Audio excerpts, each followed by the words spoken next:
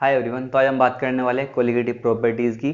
तो चलिए शुरू करते हैं। देखिए, हमने लास्ट वीडियो में बात की थी, जब हम किसी नॉन वोलेटाइल सॉल्यूट को किसी प्योर सॉल्वेंट में मिलाएंगे तो उस सॉल्वेंट का वेपर प्रेशर कम हो जाएगा, या फिर मैं सीधे शब्दों में कहूँ कि सॉल्यूशन का वेपर प्रेशर हमेशा कम होगा सॉल्वेंट से।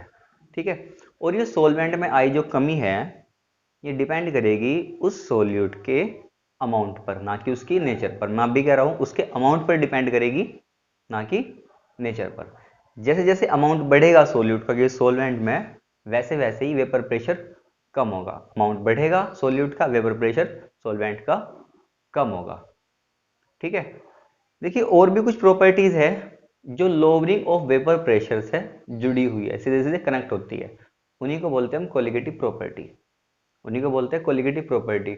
और ये सारी कोलिगेटिव प्रॉपर्टी जो है ना, ये सॉल्यूट के अमाउंट पर डिपेंड करती है। ठीक है।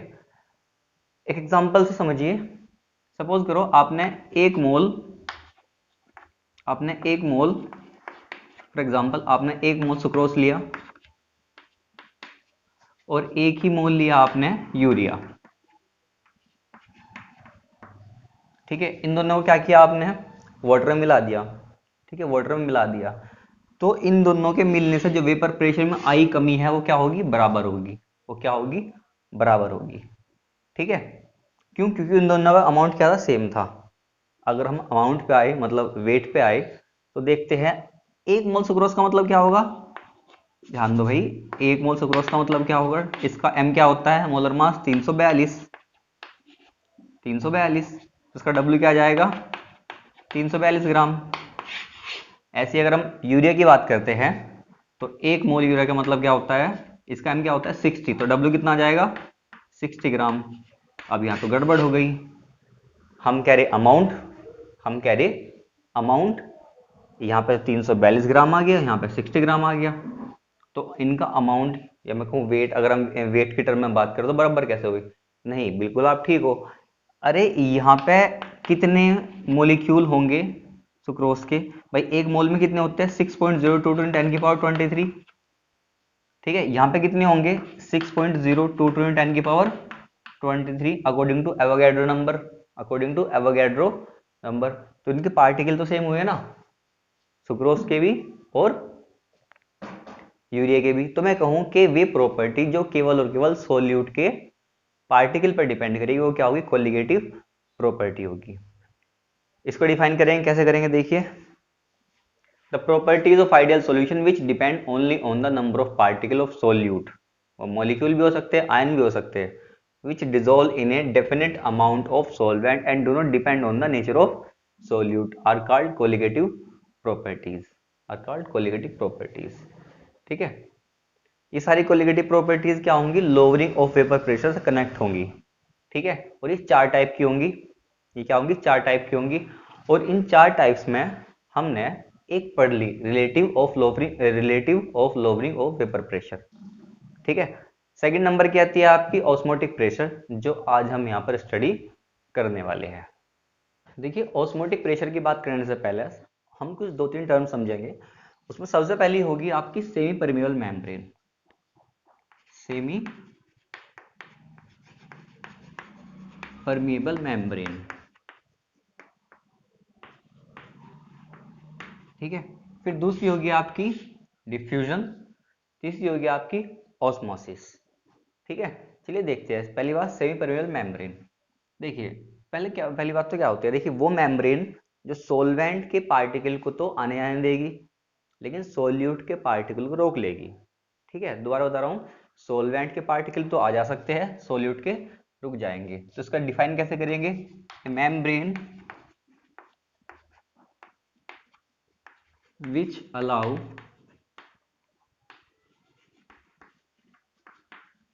the solvent particle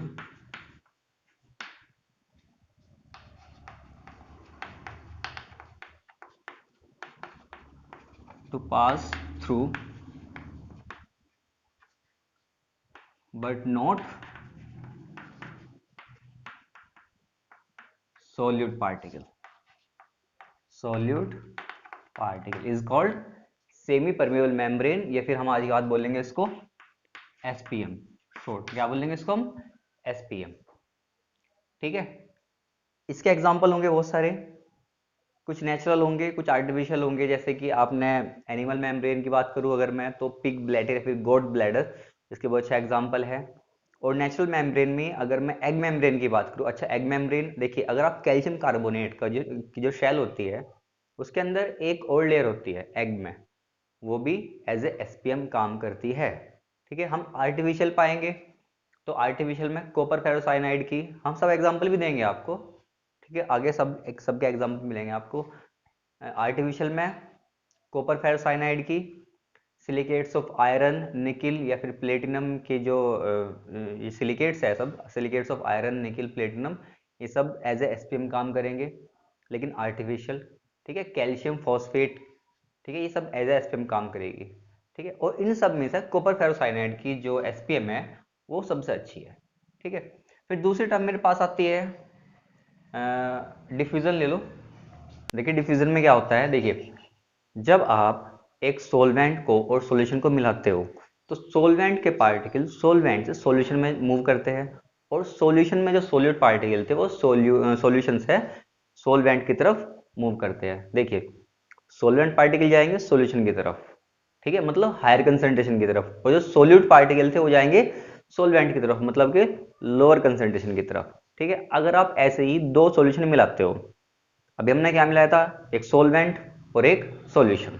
ठीक है, अभी आप क्या मिलाते हो, दो डिफरेंट कंसंट्रेशन के सॉल्यूशन मिलाते हो, एक डाइल्यूट होगा और एक कंसंट्रेटेड होगा। तो ये मेरे पास डाइल्यूट सॉल्यूशन है ना, डाइल्यूट सॉल्यूशन से सोलवेंट मॉलिक्यूल सोलवेंट पार्टिकल जाएंगे सॉल्यूशन की तरफ, और जो कंसंट्रेटेड सॉल्यूशन होगा वहां से सोल्यूट पार्टिकल जाएंगे लोअर कंसंट्रेशन, मतलब डाइल्यूट जो सॉल्यूशन था हमारे पास उसमें जाएंगे।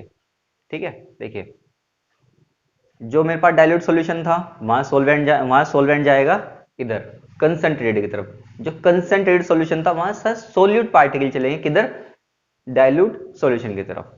ठीक है, अब यहां पे क्या हो रहा, सोल्यूट पार्टिकल और सोलवेंट पार्टिकल का अपोजिट डायरेक्शन में मूव करना, सोलिड पार्टिकल और सोलवेंट पार्टिकल का अपोजिट डायरेक्शन में मूव करना, ये क्या कहलाता है, इसको क्या बोलते हैं हम, डिफ्यूजन।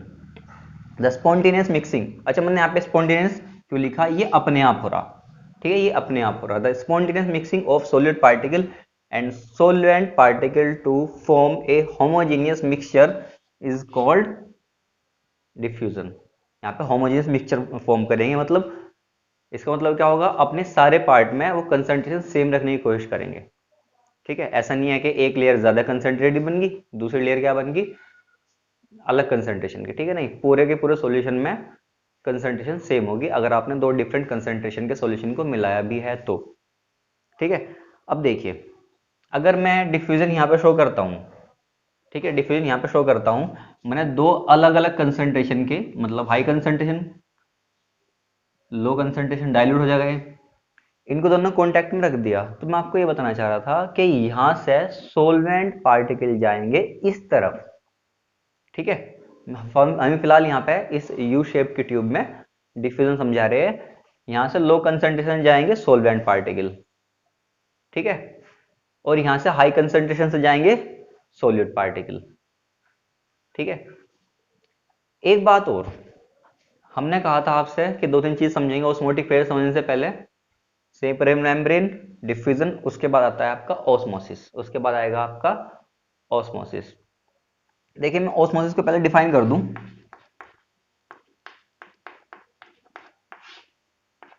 चलिए बताए थे आपको पहले। देखिए यहाँ पे पहले हमने क्या बताया, यहाँ पे क्या बताया हमने पहले, डिफ्यूजन। डिफ्यूजन में हमने दोनों सॉल्यूशन कांटेक्ट में रखा था, यहाँ पे कोई लेयर नहीं लगाई थी, मैंने ऐसे लगा दिया ताकि दिखाई दे कि हमने कांटेक्ट में रखा है। ठीक है, दो अलग अलग उसके सॉल्यूशन, अलग अलग कंसंट्रेशन के सॉल्यूशन। लेकिन अगर हमने यहाँ पे अब लगा दी एसपीएम, हमने यहाँ पे अब यूज कर रहे हैं एसपीएम, तो ऑस्मोसिस में क्या होता है, ऑस्मोसिस में क्या होता है, यहाँ पे जो लो कंसंट्रेशन था, लो कंसंट्रेशन का सॉल्यूशन था, उसके सोलवेंट, केवल और केवल सोलवेंट के पार्टिकल मूव करेंगे इस तरफ, हाई कंसंट्रेशन की तरफ। ठीक है, through SPM.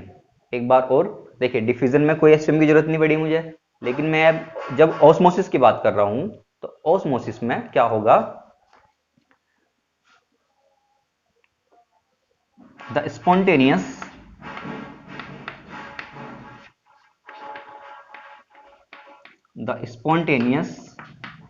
Flow of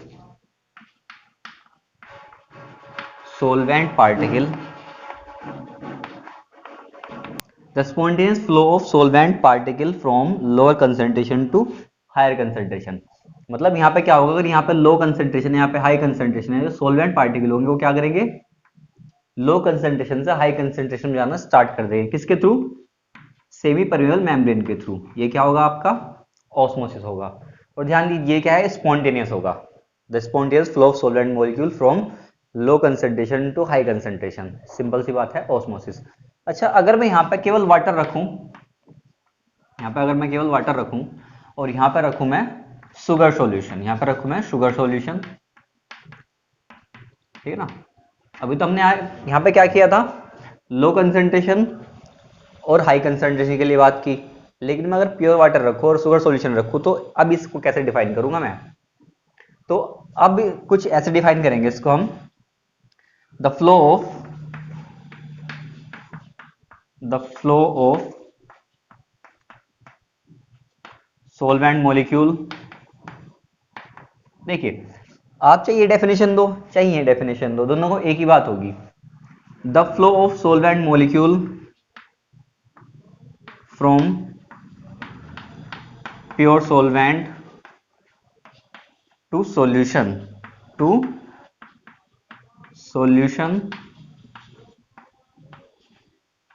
through SPM is called osmosis। देखो, और ऑस्मोसिस का जो फिनोमेना है उसको हम एक बहुत ही अच्छा एग्जांपल समझ सकते हैं। देखिए, हमने पहले भी एसपीएम में जब बात की थी तो हमने आपसे एग का एग्जांपल कहा था कि जो एग होता है, एग के ऊपर एक कैल्शियम कार्बोनेट की लेयर होती है, उसके अंदर एक लेयर और होती है जो कि एक एसपीएम ही है, ठीक है। आप एक काम करो, एग को HCl में डालने के बाद कैल्शियम कार्बोनेट की जो लेयर थी ऊपर वो घुल जाएगी। आप उस एग को आप पानी में डाल दीजिए, पानी में डालने में क्या होगा, वो एग फूल जाएगा, वो एग क्या हो जाएगा, स्वेल हो जाएगा, जैसे कि आप डायग्राम में देख सकते हो, ठीक है। जो एग है वो स्वेल क्यों हुआ, क्योंकि जो वाटर था वो एग के अंदर चला गया, मतलब लो कंसेंट्रेशन थी वाटर की, वो कहाँ चला गया, एग के अंदर चला गया, ठीक है। सोलवेंट पार्टिकल कहाँ चले गए, सॉल्यूशन के अंदर चले गए, ठीक है। तो आपने क्या किया, एक इस तरह का एग एक और ले लिया, ठीक है, इस तरह का एग एक और ले लिया और इस बार आपने उसको NaCl के सॉल्यूशन में डाल दिया, ठीक है, NaCl के सॉल्यूशन में डाल दिया। तो अब वो क्या होगा, वो श्रिंक हो जाएगा, वो क्या होगा, वो श्रिंक हो जाएगा। श्रिंक क्यों होगा, वो श्रिंक क्यों होगा, क्योंकि इस बार जो अंदर का इलेक्ट्रोलाइट, अंदर का सॉल्यूशन था एग के अंदर का, वो कहाँ गया, वो बाहर की तरफ गया। क्योंकि ऑस्मोसिस क्या कहता है कि भाई जो सोलवेंट मॉलिक्यूल है ना आपके, वो सोलवेंट मॉलिक्यूल कहाँ जाएंगे, लो कंसेंट्रेशन से हाई कंसेंट्रेशन तरफ जाएंगे, ठीक है। एग्जाम्पल ही हो गया आपका। देखिए, इसके बाद हम देखेंगे ऑस्मोटिक प्रेशर। ऑस्मोटिक प्रेशर देखते हैं, चलिए वो ऑस्मोटिक प्रेशर देखते हैं, देखिए यहाँ पे क्या होगा, मैंने एक कंपार्टमेंट लिया है, कंपार्टमेंट में क्या किया है, एक तरफ सोलवेंट भरा हुआ है और एक तरफ सॉल्यूशन भरा हुआ है। यहाँ पे ये फ्लो इंडिकेटर है, यहाँ पे फ्लो इंडिकेटर है। जब मैं इन दो सोलवेंट और सॉल्यूशन को एसपीएम से अलग कर दूंगा तो होगा क्या, ऑस्मोसिस होगा, ठीक है। ऑस्मोसिस में क्या होगा, सोलवेंट पार्टिकल कहाँ जाएंगे, सॉल्यूशन की तरफ जाएंगे, और लो कंसेंट्रेशन से हाई कंसेंट्रेशन की तरफ, ठीक है। मैं इसको कहाँ से देख सकता हूँ, फ्लो इंडिकेटर से।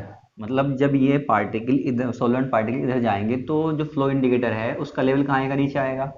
मैं देख सकता हूँ कि पार्टिकल इधर से इधर जा रहे, ठीक है। ये क्या होगा आपका, ऑस्मोसिस, ठीक है। इतनी बात हमने पहले कर ली थी। तो अब जो ऑस्मोटिक प्रेशर है वो क्या है, यहाँ पे देखिए मैंने यहाँ पे पिस्टन लगाया हुआ है, मैं इसको धीरे धीरे नीचे दबाऊंगा, मतलब प्रेशर बढ़ाऊंगा सॉल्यूशन के ऊपर। मैं इतना प्रेशर लगाऊंगा कि यहाँ से सोलवेंट पार्टिकल जो इधर से इधर जा रहे थे, वे फ्लो होना बंद हो जाएंगे, में फ्लो होना बंद हो जाएंगे। वो क्या होगा, इस सॉल्यूशन का ऑस्मोटिक प्रेशर, इस सॉल्यूशन का ऑस्मोटिक प्रेशर। सॉल्वेंट इधर से इधर जा रहे थे, मन ने एक प्रेशर लगाया, उस प्रेशर से क्या हुआ सॉल्यूशन पर, उस प्रेशर से क्या हुआ सॉल्वेंट पार्टिकल का इधर से इधर जाना रुक गया। क्या बोल देंगे उसको हम, ऑस्मोटिक प्रेशर। और डिफाइन कैसे करेंगे, द एक्सटर्नल प्रेशर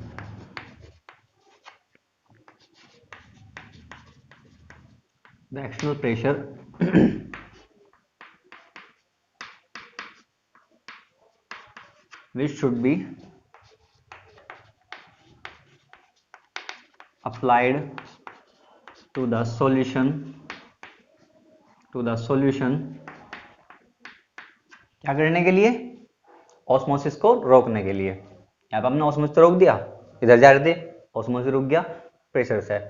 तो the external pressure which should be applied to the solution in order to stop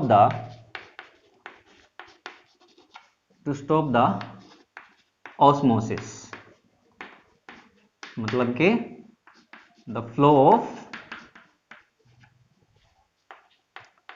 solvent into solution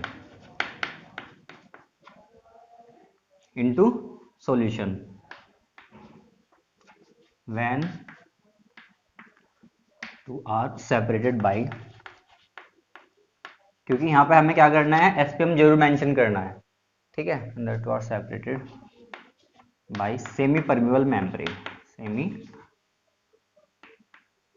permeable membrane, ठीक। ऑस्मोसिस को एक प्रेशर सॉल्यूशन के ऊपर हम लगाएंगे, ऑस्मोसिस हो रहा था, सॉल्यूशन के ऊपर प्रेशर लगाया, उस एक्सटर्नल प्रेशर से जो ऑस्मोसिस हो रहा था वो रुक गया, मतलब सॉल्वेंट के पार्टिकल इधर से जाने पे रुक गए, तो क्या होगा आपका, वही इस सॉल्यूशन का ऑस्मोटिक प्रेशर होगा, वही सॉल्यूशन का क्या होगा, ऑस्मोटिक प्रेशर होगा। एक बात और समझिए, अगर मैं प्रेशर लगाया एक, रुक गया, ठीक है, अगर मैं उस प्रेशर को और बढ़ा दूं, इस प्रेशर को और बढ़ाते चल जाऊं, ठीक है, तो होगा क्या, अब ऑस्मोसिस का उल्टा हो जाएगा, ऑस्मोसिस का रिवर्स हो जाएगा। रिवर्स कैसे होगा, देखो सॉल्वेंट से इधर पार्टिकल जा रहे थे, अब यहां से क्या होगा, सॉल्यूशन से पार्टिकल जाएंगे सॉल्वेंट की इस तरफ, ठीक है, सॉल्वेंट इधर जा रहा था, अब सॉल्यूशन में सॉल्वेंट के पार्टिकल थे ना, वो जाएंगे इस तरफ, ठीक है, इसको बोल लेंगे हम रिवर्स ऑस्मोसिस, ऑस्मोसिस का उल्टा, ऑस्मोसिस का उल्टा। देखिए समुद्र के पानी का डिसैलिनेशन करने के लिए हम इस मेथड का यूज करते हैं। डिसैलिनेशन मीन्स समुद्र के पानी से नमक को अलग करने के लिए, ठीक है। और एक बात और यहाँ पे खास बात ये है रिवर्स ऑस्मोसिस में, ध्यान दो, रिवर्स ऑस्मोसिस में खास बात ये है, देखिए हमारे पास जो एसपीएम होती है ना, वो बहुत कमजोर होती है, ज्यादा प्रेशर झेल नहीं पाती, ठीक है, क्योंकि हम डिसैलिनेशन के लिए काफी ज्यादा प्रेशर लगाते हैं, कोई आम जो सेमी परमेबल मेम्ब्रेन है वो झेल नहीं पाएगी और टूट जाएगी, तो इसके लिए हम एक स्पेशल सेल्यूलोज एसीटेट की जो एसपीएम है वो यूज करते हैं, ये खास बात है इसमें। यहाँ पे जो एसपीएम यूज करते हैं हम, वो हम सेल्यूलोज एसीटेट ही करते हैं, जो काफी स्ट्रांग होती है और रिवर्स ऑस्मोसिस में काम आती है, ठीक है। यहाँ से क्या होगा, अगर प्रेशर बढ़ाएंगे तो रिवर्स ऑस्मोसिस, जैसे आप आरओ का पानी बोलते हो, ये वही तो है।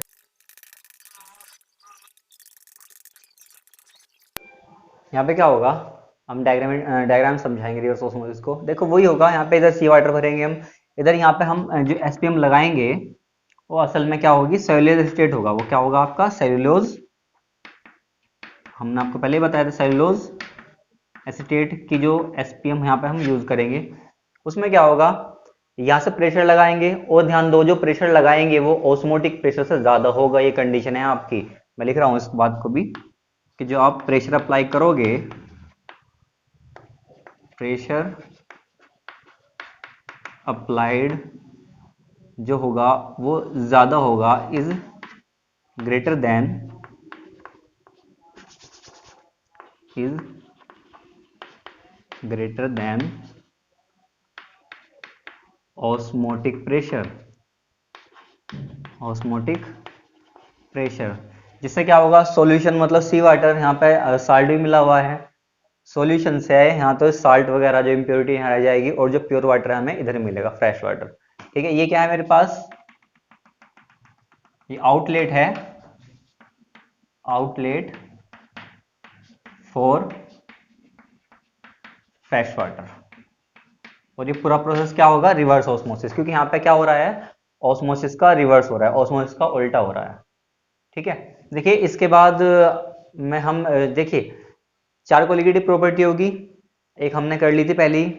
ठीक है, वहां पर न्यूमेरिकल हुए, आज ऑस्मोटिक प्रेशर कर रहे हैं, देखिए यहाँ पे भी न्यूमेरिकल होंगे, और न्यूमेरिकल होने से करने से पहले मैं हम इसका एक्सप्रेशन देखें कैसे आया है। ऑस्मोटिक प्रेशर के एक्सप्रेशन की बात करेंगे। देखिए 1877 में वार्नहाफ जो थे, उन्होंने अपने एक्सपेरिमेंट से ये कंक्लूजन निकाला कि जो सोल्यूट पार्टिकल होते हैं सोल्यूशन में, वो गैस मॉलिक्यूल की तरह ही बिहेव करते हैं। तो हम डाइल्यूट सॉल्यूशन पर गैस लॉ अप्लाई करते हैं, कर सकते हैं, गैस लॉ अप्लाई कर सकते हैं। और जब हम सॉल्यूशन पर गैस लॉ अप्लाई करते हैं ना, तो इन्हें बोलते हैं हम लॉ ऑफ ऑस्मोटिक प्रेशर। क्या बोलते हैं, लॉ ऑफ ऑस्मोटिक प्रेशर। उन्हीं में से पहला है मेरे पास बॉयल्स वार्नहाफ लॉ, बॉयल्स वार्नहाफ लॉ। ये क्या कहता है, ध्यान दो, जब ऑस्मोटिक प्रेशर होगा ना, हम उसको पाई से रिप्रेजेंट करेंगे, यहाँ पे पाई से रिप्रेजेंट करेंगे। जो बॉयल्स वार्नहाफ लॉ होता है, आपने यहाँ पे देखा भी होगा, यहाँ पे बॉयल आ रहा है, आपने क्लास 11 में पढ़ा होगा, केवल बॉयल्स लॉ, वहां पे टेम्परेचर कांस्टेंट था, यहाँ पे भी कांस्टेंट ही होगा, लेकिन यहाँ पे जो पाई होगा ना, मतलब जो ऑस्मोटिक प्रेशर होगा, ये प्रोपोर्शनल होगा कंसंट्रेशन के, कंसंट्रेशन ऑफ सॉल्यूशन के, at constant T, at constant temperature. ठीक है, एट कांस्टेंट टेम्परेचर। दूसरा है आपका चार्ल्स वार्नहाफ लो। अब इसमें क्या कहता है, इसमें कहता है जो ऑस्मोटिक प्रेशर होगा ना आपका, वो एब्सोल्यूट टेम्परेचर के प्रोपोर्शनल होगा at constant concentration, at constant concentration. ठीक है, एक और होता है आपका एवोगैड्रो लो, एवोगैड्रोज लो। अब एवोगैड्रोज लो क्या कहता है, देखिए एवोगैड्रोज लो वार्नहाफ में जोड़ सकते हैं इसको, मतलब मैंने ऐसे लिख दिया इसको, पर ऐसे लिखते हैं इसको, एवोगैड्रोज वार्नहाफ लो। अब ये कहता है कि अगर दो सॉल्यूशन का ऑस्मोटिक प्रेशर और टेम्परेचर सेम है, दोनों का, दो सॉल्यूशन है मेरे पास, दोनों का ऑस्मोटिक प्रेशर और टेम्परेचर सेम है, तो उन दोनों में नंबर ऑफ मोल सेम होंगे, उन दोनों में क्या होंगे, नंबर ऑफ मोल सेम होंगे। ठीक है, हम इसका स्टेटमेंट लिख रहे हैं, हम इसको यूज कर लेंगे आगे। ठीक है, जब फॉर्मूला बन के आएगा, देखो अगर मैं इसको इक्वेशन 1 कह दूं, इसको मैं 2 कह दूं और दोनों कंबाइन कर दूं, तो मेरे पास हो जाएगा ये pi proportional to C T, pi proportional to C T. ठीक है, या फिर pi is equal to S C T, एक कांस्टेंट जोड़ दिया मैंने, यहाँ पे एस क्या है, एक प्रोपोर्शनलिटी कांस्टेंट है, क्या बोलेंगे इसको हम, यहाँ बोलेंगे सॉल्यूशन कांस्टेंट, सॉल्यूशन कांस्टेंट। वार्नहाफ ने ये भी पता लगाया कि जो सॉल्यूशन कांस्टेंट होगा, गैस कांस्टेंट आर के इक्वल होगा, गैस कांस्टेंट आर के इक्वल होगा। तो हम इस इक्वेशन को कुछ ऐसे लिखेंगे, phi is equal to R C T. और आपने ये भी देखा होगा, जो कंसंट्रेशन होती है वो वॉल्यूम के इनवर्सली प्रोपोर्शनल होती है, वो इनवर्सली प्रोपोर्शनल होती है। कैसे, ध्यान दो, आपने एक बीकर लिया, सपोज करो 200 ml का बीकर है, आपने उसमें 100 ml पानी भर लिया, और आपने उसमें 1 ग्राम शुगर डाल लिया, 1 ग्राम या 2 ग्राम जो भी आपकी मर्जी वो डालो शुगर आपने उसमें। ठीक है, अब आप क्या कर रहे हैं, देखो उस कंसंट्रेशन होगी उसकी, पहले कुछ 100 ml पानी लिया, 2 ग्राम पर 100 ml होगी उसकी, आपने, अब आप क्या कर रहे हैं, वहां पे वॉल्यूम बढ़ा रहे हैं, आपने 150 किया है ना, 160 170 किया, ऐसे बढ़ाते चले गए। ध्यान दो, कंसंट्रेशन तो घट रही है ना, कहने मतलब जो आपने सॉल्यूशन बनाया तो कम मीठा हो रहा है ना, कम स्वीट हो रहा है ना, जैसा वॉल्यूम बढ़ा रहे हो, जैसे वॉल्यूम बढ़ा रहे हो कंसंट्रेशन तो कम हो रही ना उसकी, तो इसलिए मैंने लिखा C is equal to 1/V। इस फॉर्मूले में यूज कर सकते हैं हम, pi is equal to R into 1/V T, या फिर V धर लीजिए तो pi V is equal to RT। ध्यान दो, PV is equal to R T का याद दिला रहा होगा आपको, PV is equal to R T, ये केवल 1 मोल के लिए है। अगर मैं n मोल की बात करूं, देखो मैंने इसलिए तो लिखा था एवोगैड्रो लॉ, मैंने ये इसलिए लिखा था और इसलिए कहा था आपसे इसको कि मैं यहाँ पे एक लाइन लिखूंगा, if n mole of solute present in V litre of solution, V litre of solution, तो मैं इस फॉर्मूले को ऐसे लिख सकता हूं, pi pi V is equal to nRT, ये 1 मोल के लिए n मोल के लिए हो गया। ठीक है, अब ध्यान दो, अगर हमें इस फॉर्मूले से मोलर मास निकालना है तो हम कैसे निकाल सकते हैं? देखो, वैसे तो मैंने आपसे कहा था कि अगर आप सोल्यूट के लिए बात कर रहे हो तो आप स्मॉल w और स्मॉल m की बात कर लो, है ना। सोलवेंट के लिए बात कर रहे हो तो आप यहाँ पे कैपिटल W और कैपिटल M की बात कर लो। यहाँ पे जो n है ना, वो n क्या है मेरे पास? सोल्यूट के लिए n क्या है? सोल्यूट का मोल है।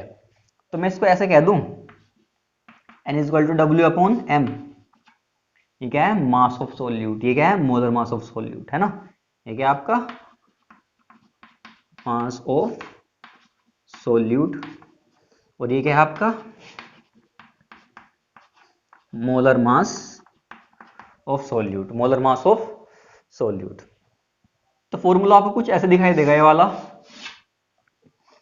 पाई V is equal to n था यहाँ पे, n की जगह रखेंगे हम W upon M R T, W upon M R T.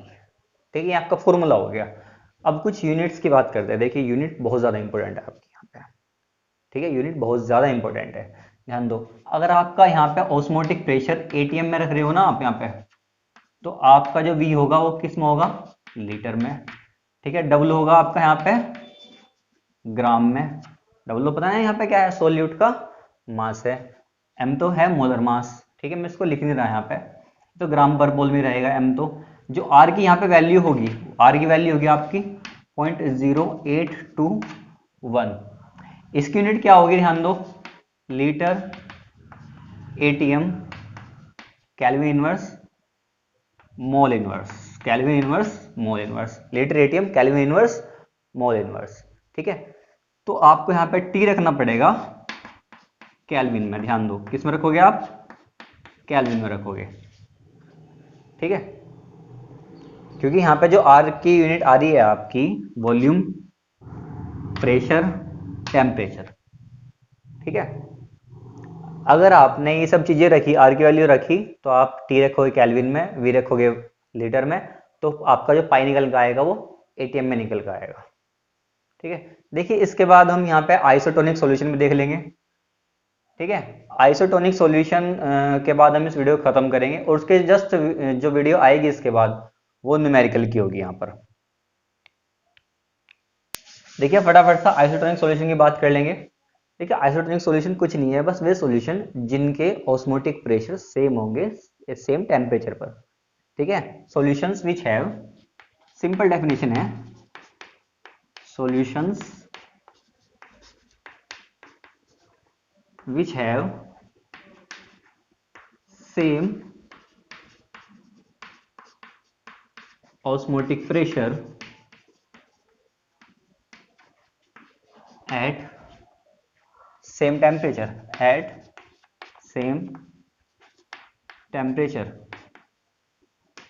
ठीक है, हम दो सॉल्यूशन की बात कर लेते हैं, सॉल्यूशन 1 एंड सॉल्यूशन 2। सॉल्यूशन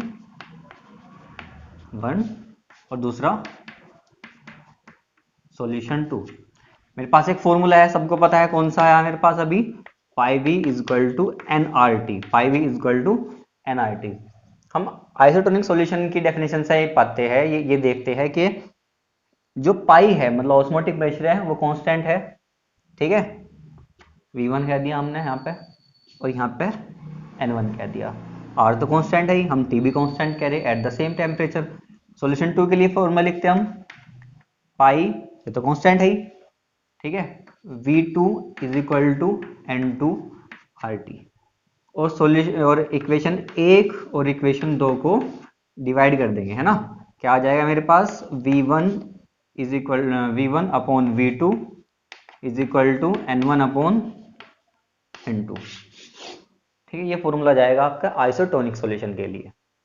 ठीक है, बहुत सिंपल है। यहाँ पे फॉर्मूला जो होगा ये वाला आपका, ये आपको न्यूमेरिकल में बहुत ज़्यादा हेल्प करेगा। ठीक है, और न्यूमेरिकल भी आते हैं सीबीएसई बोर्ड में, तो इसके ऊपर आ जाता है, 2 सॉल्यूशन मिलते हैं हमें। ठीक है, दोनों मेरे ख्याल से परसेंटेज मिल जाते हैं। परसेंटेज मिलने के बाद वैल्यू रखनी पड़ती है उनकी बस यहाँ पर। ठीक है, वो न्यूमेरिकल में पक्का कराऊंगा इसके ऊपर एक। ठीक है, मेरे पास 2 टर्म है यहाँ पे, हाइपरटोनिक और एक हाइपोटोनिक। 2 टर्म है मेरे पास यहाँ पे, हाइपरटोनिक और एक हाइपोटोनिक। हाइपरटोनिक और एक हाइपोटोनिक। देखिए, 2 सॉल्यूशन जिनमें से एक सॉल्यूशन का ऑस्मोटिक प्रेशर ज्यादा है, ऑस्मोटिक प्रेशर ज्यादा है, उसको बोल लूंगा मैं हाइपरटोनिक। दूसरा सॉल्यूशन जिसका ऑस्मोटिक प्रेशर कम है, उसको बोल लूंगा मैं हाइपोटोनिक, उसको बोल लूंगा मैं हाइपोटोनिक। ठीक है, इसके बारे में खास बात ये है बच्चों, जो आइसोटोनिक सॉल्यूशन होते हैं ना, अगर हमने कांटेक्ट में रख दिया, आपने इनको कांटेक्ट में रख दिया, तो इनके बीच में ऑस्मोसिस नहीं होने का, इनके बीच में ऑस्मोसिस नहीं होगा। मतलब सोलवेंट के जो मॉलिक्यूल है, ना तो यहाँ से यहाँ फ्लो होंगे, ना तो यहाँ से यहाँ फ्लो होंगे। आइसोटोनिक सॉल्यूशन के बीच में ऑस्मोसिस नहीं होगा। इसका वो एक बहुत अच्छा एग्जांपल है। वैसे तो हम ऑस्मोटिक प्रेशर की जो बायोलॉजिकल इंपॉर्टेंट है, सॉरी बायोलॉजिकल इंपॉर्टेंस है, उनकी हम अलग बात करेंगे, लेकिन फिर भी आपको एग्जांपल बता दूं। 0.9% NaCl solution is isotonic with human RBCs। ठीक है, जो 0.9% का NaCl सॉल्यूशन होता है, वो रेड ब्लड सेल, ह्यूमन की रेड ब्लड सेल के साथ आइसोटोनिक होता है। ठीक है, यानी कि अगर हम इसमें आरबीसी को रखेंगे, तो इन दोनों के बीच क्या होगा, कोई ऑस्मोसिस नहीं होने का। अगर हम इन आरबीसीज को, मतलब ह्यूमन जो रेड ब्लड सेल है, उनको वाटर में रखेंगे, तो क्या होगा, देखो यहाँ पे आरबीसी रखी हुई है और यहाँ पे वाटर रखा हुआ है, तो हम क्या कहते हैं, ऑस्मोसिस कैसा होता है, low concentration to higher concentration. तो आरबीसी स्वेल हो जाएंगी, आरबीसी बर्स्ट हो जाएंगी। ठीक है, अगर हम क्या करते हैं, दोबारा देख लो इसको, शायद मैं जल्दी कर गया, काफी जल्दी कर गया। मैं कहा आपसे, वाटर है आपका, लो कंसंट्रेशन है। ठीक है, वाटर है, वाटर की लो कंसंट्रेशन होगी, आरबीसी कुछ ना कुछ कंसंट्रेशन होगी, तो पानी चलेगा इधर से इधर को, है ना, पानी चलेगा इधर से इधर को, लो कंसंट्रेशन से हाई कंसंट्रेशन की तरफ, तो आरबीसी स्वेल हो जाएंगी, आरबीसी फूल जाएंगी। लेकिन अगर मैं ये करता हूं, यहाँ पे देखो आरबीसी है ना, और यहाँ पे रख लिया हमने 2% NaCl, 2% NaCl। भाई पहला केस क्या था, केवल वाटर था, है ना, इधर जा रहे थे सोलवेंट मॉलिक्यूल, अब मैंने 2% NaCl रख लिया। अब आरबीसी क्या है, 0.9% NaCl के साथ आइसोटोनिक है ना। ये क्या आ गया आपका, इस कंसंट्रेशन ज्यादा आ गई ना भाई, 1% या 1.2 भी होता तब भी ज्यादा कंसंट्रेशन, तब भी ज्यादा कंसंट्रेशन होती है इसकी।